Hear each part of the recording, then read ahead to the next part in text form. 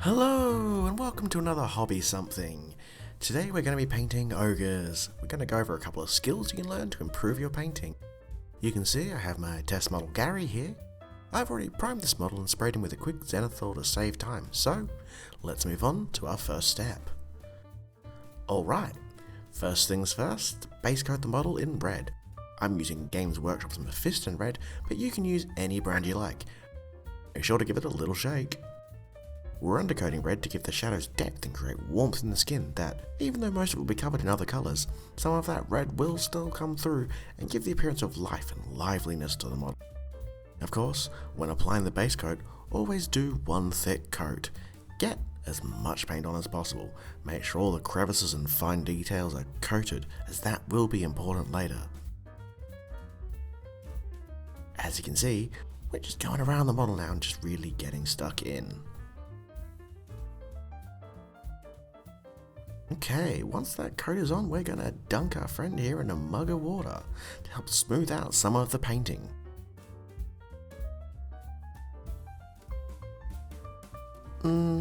Maybe a little more.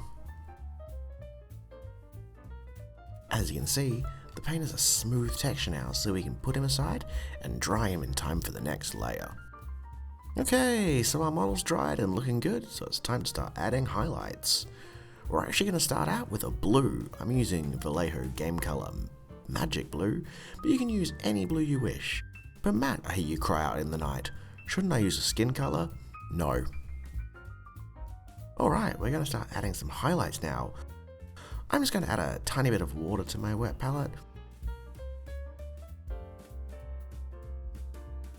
Mix that up. And then wick the excess. The excess. Now I'm just going to pick up all the areas where lights and the grim reality of our wretched existence hit the skin, paying extra attention to the face and the highest points on the model.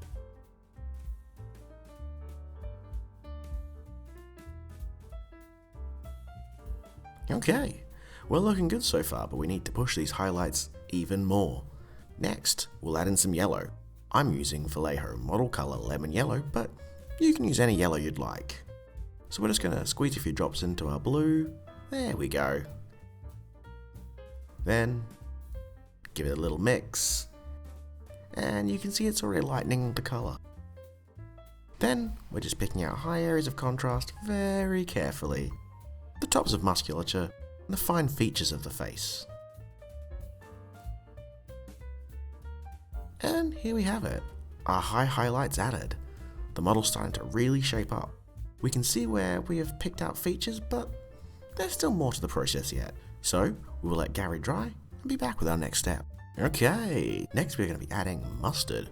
I'm using French's here, but you can use whatever brand you like, as long as it's yellow American mustard. Whole grain mustard, unfortunately, doesn't work well with ogres. Add some to your wet palette, like so. Now, just glaze it over the skin.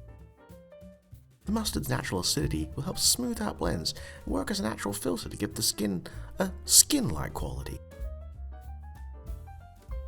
You can see we're getting a good covering here and the model's really starting to look good. Just a little more around the arms here. Make sure to get in all the crevices like these fingers here. Okay, and he's glazed. And it's time to add the last coat of paint. We're now adding some extra skinness and highlights to the model with Vallejo Light Flesh. You must use this exact paint. This is the most important step. It's imperative you follow this tutorial exactly. Paint the exact spots on the miniature I do.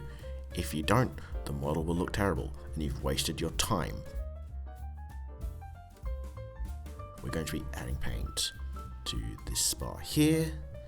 And in here, and just stippling a little in here. Wow, that made such a big difference, and now it's time for the microwave.